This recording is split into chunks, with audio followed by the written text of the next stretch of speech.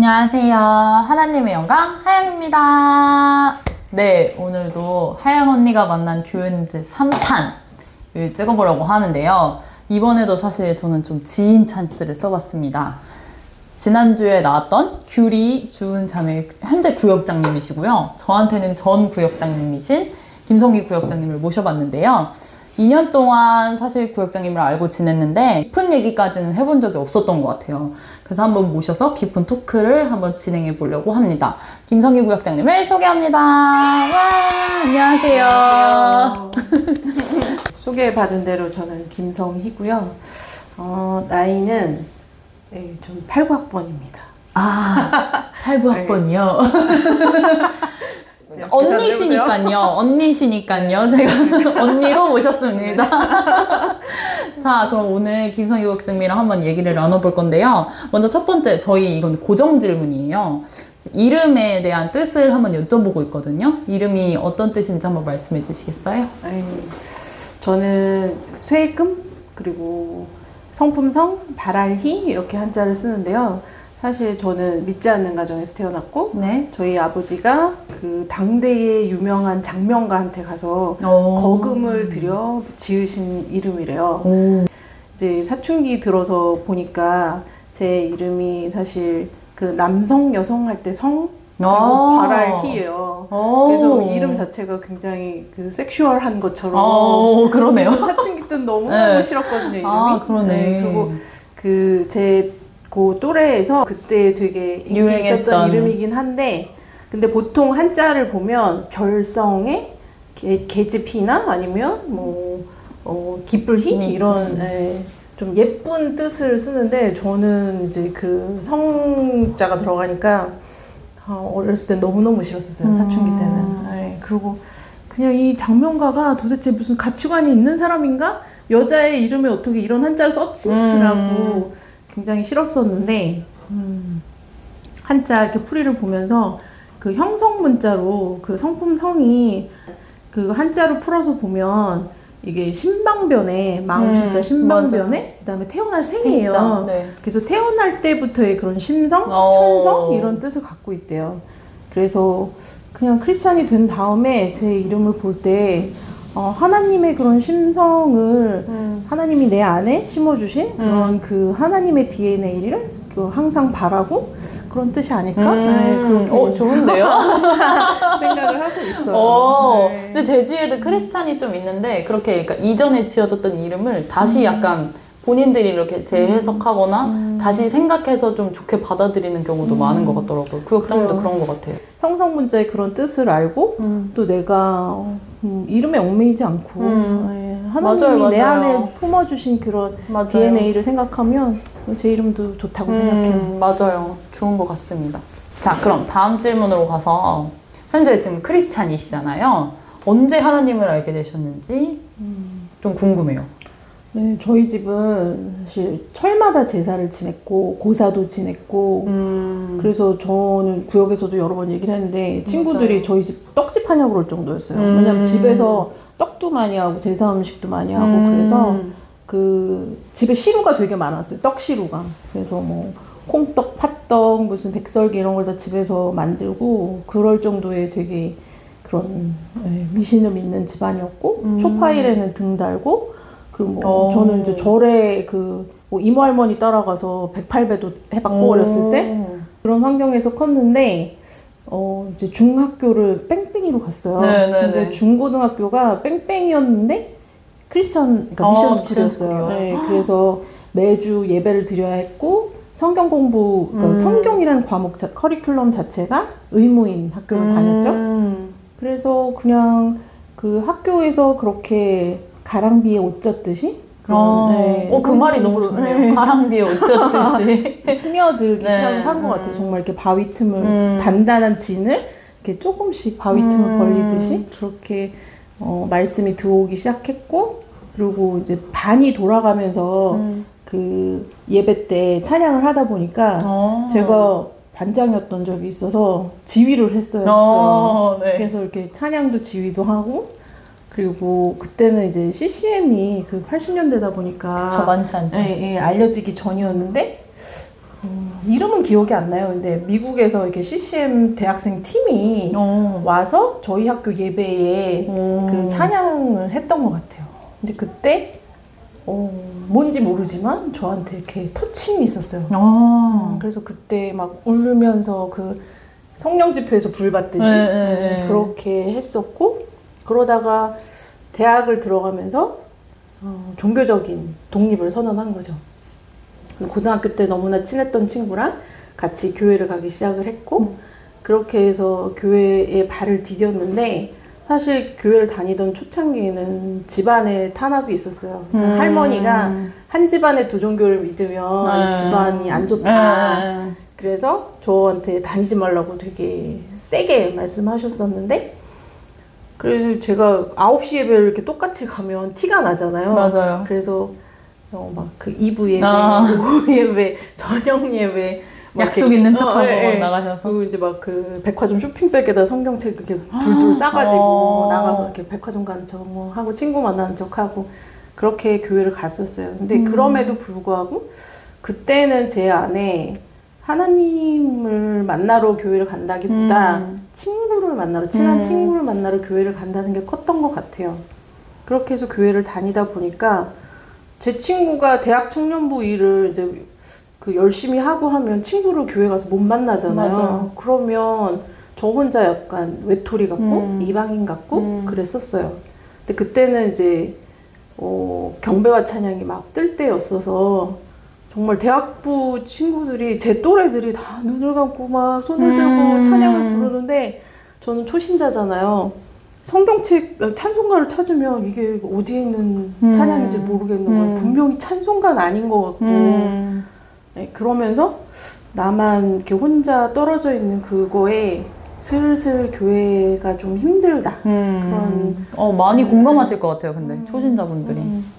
그러던 차에 저희 엄마가 이제 암 투병을 하시게 됐어요. 그러다가 이제 돌아가시게 됐는데 제 초신자의 제 정말 그 수준의 기도를 한 거죠.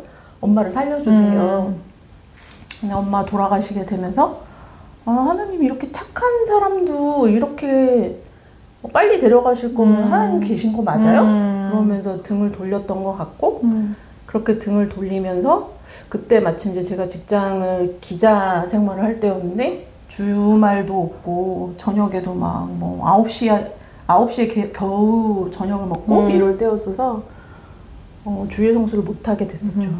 네, 그러고 이제 슬슬 등을 돌린 채로 시간이 한참 지났는데 지금도 잊을 수 없는 그 날, 어떤 날 네, 저녁에 좀 일찍 퇴근을 해서 이제 서쪽으로 집을 향해 가는데 저녁 노을이 너무 예쁜 거예요. 근데 그때 드는 마음이 하나님이 그렇게 펼쳐놓고 매일매일 기다려주셨는데 네. 나는 외면하고 등 돌리고 있었구나.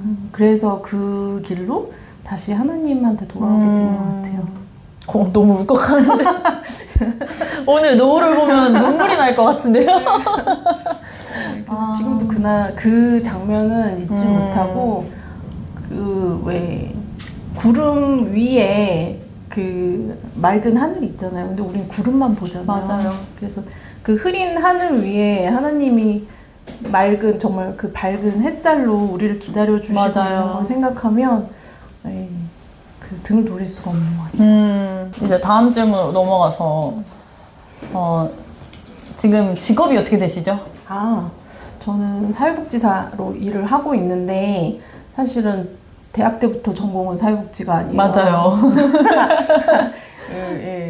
아무도 상상을 못하는. 네. 원래는 뭘 하셨죠?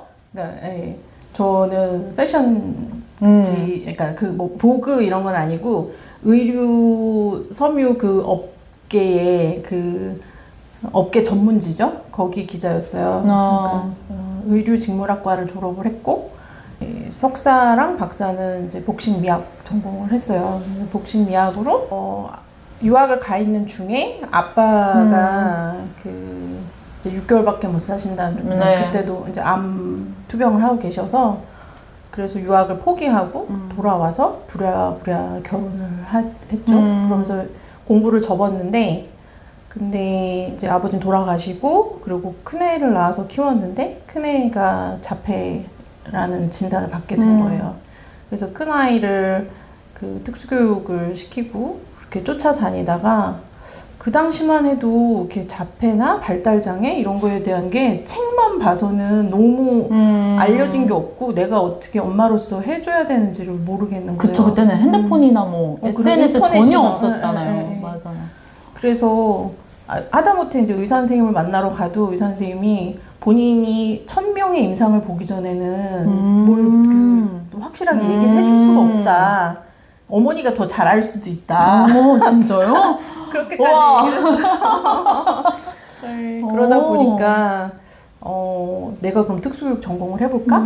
심리학이나 이런 걸 전공을 해볼까? 그런 생각을 했었는데 제가 그 유학 시절에 저희 청년부를 담당하셨던 목사님도 큰애가 이제 자폐였어요. 근데 사모님한테 조언을 구하니까 사모님이 네가 너의 아이를 그 특수교육을 직접 시킬 거 아니면 차라리 사회복지학 공부를 해보는 게 어떻겠냐. 그래야 다른 아이들이나 다른 부모들을 도와줄 수 있는 일을 행정적으로도 그렇고 좀 더 폭넓게 알 수 있게 될 거다. 그래서 사회복지 공부를 시작했고 네, 그렇게 돼서 사회복지사를 하고 있습니다. 와, 근데 사회복지에 대해서 만족하시나요? 저는 너무 힘들 것 같아요, 체력적으로. 일단 신앙적으로 너무 크리스찬인 저한테는 너무 적절한 직업이에요. 보통은 직업과 신앙과 생활 속에서 약간 갈등 상황이 생기잖아요. 근데 저한테는 일과 이 신앙이 정말 합치되는 그런 일을 하고 있어서 사회복지사라는 직업을 하고 있는 걸 너무 감사하게 생각을 해요. 지금 그러면 분류가 좀 이렇게 여러 나눠져 있을 것 같은데 주로 어디로? 현재는 노인 대상 사회복지사로 일하고 있지만 복지관에 일할 때는 이제 그 탈북민, 북한 전주민 대상 네. 사업도 했었고 그리고 이제 갑자기 뭐 사업이 망하거나 이렇게 돼서 갑자기 어려운 상황에 있는 네. 그런 그 가정을 위한 그런 사업도 했었고 그리고 이제 그 청소년들, 취약계층 청소년들 대상으로 하는 사업도 했었어요. 근데 그러다 보니까 이게 그 저한테는 여러 그 계층의 사람들을 만나면서 너무 저한테는 그 주는 그 배움이 되게 많은 것 같아요. 제가 그냥 그 뭐 교회, 집 이렇게 회사만 왔다 갔다 하는 그런 사람이었으면 이렇게 다양한 사람들을 만나기 쉽지 않잖아요. 그쵸. 공감을 더 잘 해주실 수 있을 것 같아요. 여러 분류의 사람들을 보면서. 그게 구역 모임 할 때도 도움이 많이 되시는 것 같아요. 맞아요. 그거를 배우는 거죠. 근데 이게 저는 그 모든 게 다 우연이 아닌 것 같은 거예요. 구역장을 하는 것도 그렇고 장애 아이를 키우는 것도 그렇고 그리고 일을 하면서 만나는 사람들도 그렇고 모든 게 저한테는 서로한테 필요한 그 자원들을 제가 지금 배워가고 있는 것 같아서 그래서 너무 보람이 있습니다. 그 제가 가끔 이제 뭐 약자들을 도와줄 때 저 사람이 예수님이지 않을까라는 마음으로 도와라 뭐 이런 얘기를 제가 들어봤던 적이 있거든요. 혹시 일하시다가 그런 생각이 드셨던 적이 있으세요? 뭐 약자를 보고 뭔가 깨닫게 하신다거나. 네. 일단 고백을 하자면 바로 지난 주일에도 그런 걸 느낀 게 사실 제가 만나는 그 대상들이 취약한 환경 속에 살아요. 네네. 반지하라든가 아니면 이제 거동을 못 하시니까 집 청소를 못 하신다던가 아니면 저장강박이나 뭐 우울증 이런 심리적인 문제로 집을 이렇게 청소를 못 하시는 분들도 계시고 그래서 냄새 나고 쓰레기가 쌓여 있고 벌레가 있고 이런 거에 되게 익숙하거든요. 그래서 저희는 심지어 출장복도 따로 있고. 그래요? 네. 그래서 그런 거에 되게 익숙한데 네, 주일날 제가 예배 드리는데 옆에 갑자기 냄새 나는 분이 앉으신 거예요.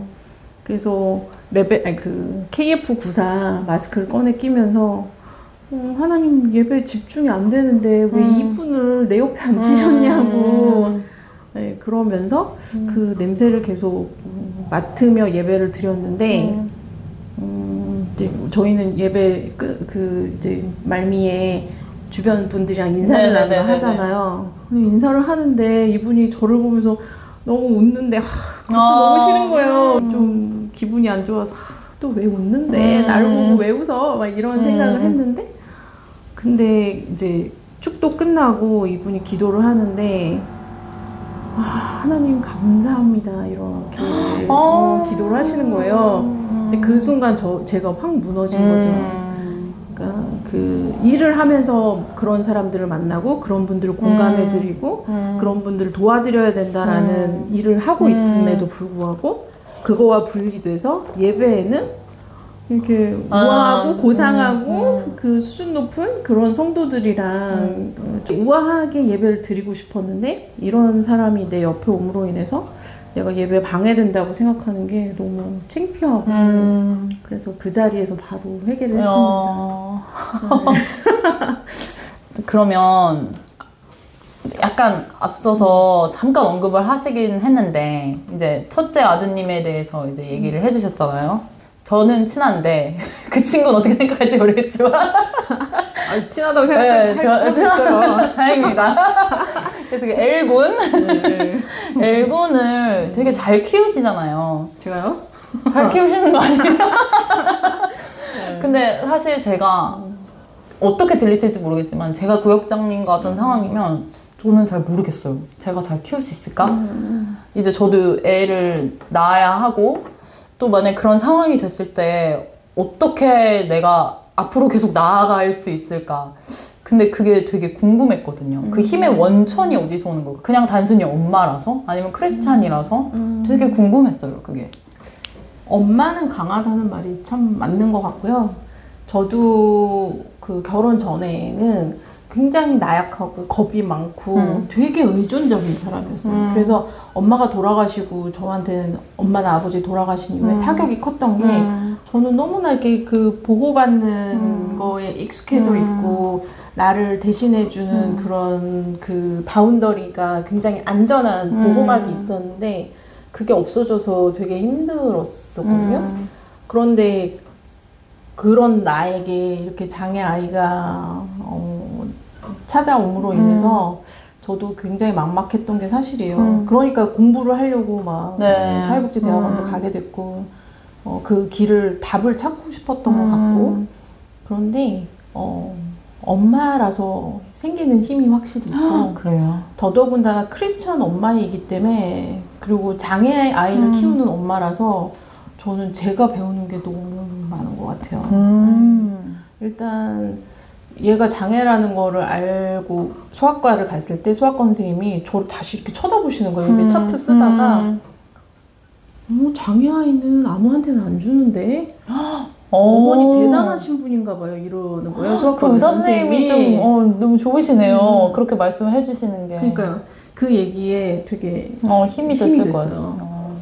이게 그냥 내가 할 수 있겠구나 이 일을 할 수 있겠구나 그런 생각을 했었고 그리고 아이를 키우다 보니까 이런 아이가 아니었으면 아마 저는 정말 저기 대치동 어디에서 휘젓고 다니는 엄마였을 거예요. 네. 그러세요? 저는 그러니까 약간 내가 할 수 있다라는 그거를 아이를 통해서 좀 그러니까 공부를 중간에 포기한 것도 있고 하니까 아이를 내 약간 아바타처럼 하려는 그 마음이 입구도 충분했을 그런 사람인 것 같아요. 그런데 아이가 이제 특수교육을 하면 제가 한 3년 정도면은 변화되지 않을까? 그 좀 나아지지 않을까? 그렇게 생각하며 교육을 시작했는데 3년이 훌떡 지나도 그렇게 정말 얘가 혼자 사람 구실을 할 수 있을까? 라는 생각을 하기 어려운 때에 저한테 정말 너무 그 머리를 떡치는 사건이 그날도 또 저한테는 기억에 남는데 얘가 이렇게 안 바뀌는데 어떡하죠? 하나님? 근데 하나님이 너도 그래. 너도 내가 그렇게 얘기하고 그렇게 가르치는데 너도 안 변하잖아. 근데 그 하나님이 나를 보시는 마음이 내가 내 아이를 볼 때 느끼는 마음 같은 거예요. 그래서 그럼에도 불구하고 하나님은 정말 무한한 사랑을 부어주고 계시고 기다려주시고 그 인내해 주시잖아요. 맞아요. 그래서 그런 하나님의 마음을 그때 느끼고 나서 생각을 달리하게 됐죠. 이 아이의 그러니까 발달장애 아이들을 키우면서 약간 바이블 같은 이야기가 뭐냐면 아이들이 그 성장에 있어서 건너뛰는 건 어때요? 늦게 쫓아갈 뿐이지. 좀 속도가 늦을 뿐이지. 네네네네. 그거를 다 발달 단계는 밟으면서 간다고 하거든요. 그래서 우리 아이를 보면서 나도 성장해 가는구나. 엄마로서 내가 얘를 가르치는 게 아니라 그걸 가르치는 건 선생님들의 몫이고 나는 그냥 그 수레의 뒤를 밀어준다고 하잖아요. 근데 보통 그 부모님들이 수레를 앞에서 끌면서 너 뒤에서 막 따라와 타고 따라와 이러는데 그게 아니라 우리는 수레를 이렇게 뒤에서 밀어주고 아이들이 자기 길을 잘 열어갈 수 있게끔 그렇게 도와주는 게 부모의 역할이라고 하기 때문에 그런 것들을 배워가는 것 같아요. 그럼 앞에서는 하나님이 끌어주시겠네요. 그렇죠.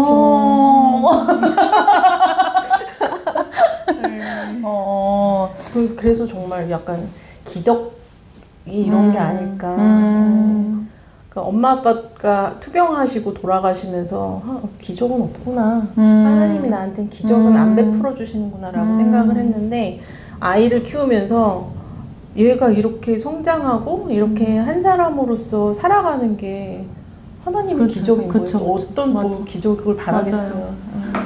그러면 지금 약간 저는 친구들한테 이제 얘기 듣고 이제 애엄마들이 좀 많으니까 사실 자폐라는 거나 뭐 이런 것들이 조금 어릴 때 많이 발견이 되잖아요. 근데 그거를 되게 부정하시는 맞아요. 부모님들도 많은 것 같더라고요. 혹시 그런 분들이나 지금 같은 상황에 계신 분들한테 해주고 싶으신 얘기가 있으세요? 지금 엘구는 너무 잘 자랐잖아요. 그러게요. 정말 하나님의 은혜로 잘 컸는데 아까 그 소아과 의사 말처럼 여러분이 뭔가 잘못하거나 그 약간 그 죄, 벌, 징벌 이런 걸로 생기고 하나님이 실수하셔서 얘네를 뭔가 그 DNA 속에 덜 넣어서 이런 아이가 생긴 게 아니라는 거는 너무 명확하고요. 그리고 맞아요. 이 아이를 통해서 내가 성장하는 게 너무 큰 은혜예요. 그래서 사실 부부가 이렇게 그 핸디캡이 있는 아이를 키우다 보면 같이 굉장히 연합하는 부부도 있지만 또 서로 너무 갈등을 겪는 부부들도 있어요. 근데 저는 이렇게 같이 연합해서 이 자녀를 이 세상에서 잘 키워가는 그 역할을 잘 감당했으면 좋겠다고 생각합니다. 그럼 현실적으로 가장 크게 어려우셨던 점도 있으세요? 일단, 예, 그렇죠. 왜냐하면 이게 자폐는 스펙트럼이라 그러잖아요. 그래서 이 한 질병을 가지고 어떤 약을 쓰면 돼, 어떤 치료를 하면 돼가 아니라 아이마다 개별화 교육을 한다고 하거든요. 그래서 이 같은 장애명을 갖고 있어도 자폐 스펙트럼 안에서는 너무나 양상이 달라요. 어떤 애는 그 정말 기차나 이런 걸 좋아해서 기찻길 따라서 쭉 가서 서울에서 잃어버렸는데 강원도에서 찾기도 하고 그렇다고 하는데 또 어떤 애는 그 사반트라 그러잖아요. 이렇게 뭐 음악이나 미술이나 이런 거에 굉장히 천재적인 그런 재능을 보이는 친구도 있고 근데 오히려 그냥 정말 아무 재능이 없는데 그런데 아직 대소변이나 의사소통이나 이런 게 안 되는 심한 친구들도 있고 그래서 그 어떤 교육에 어떻게 따라가야 되는지는 아마 자녀마다 상황이 다 다르기는 할 거예요. 그런데 저는 정말 특히나 장애아이를 키우는 부모들은 정말 하나님 말씀 안에서 키워야 된다고 생각을 해요. 그래서 하나님이 얘 안에 심어주신 그 좋은 그 심성들을 발견하면서 매일매일을 정말 이 아이가 그 해맑은 웃음으로 웃어줄 때 그 기쁨을 누리면서 물론 정말 너무 힘들죠. 경제적으로도 힘들어지고 심리적으로도 힘들고 또 주변의 그 성적표나 그 여러 이렇게 성공하고 엄친아들 보면 그러니까요. 힘들 때가 많죠. 그런데 그것들이 아닌 정말 하나님이 1대1로 나와 내 자녀와 우리 가족을 향해서 그 베풀어 주시는 그 은혜들을 진짜 장애 아이를 키우는 부모들은 말씀 안에서 키워야 된다고 생각합니다. 너무 좋은 말씀이시고 너무 도움도 많이 되셨을 것 같아요.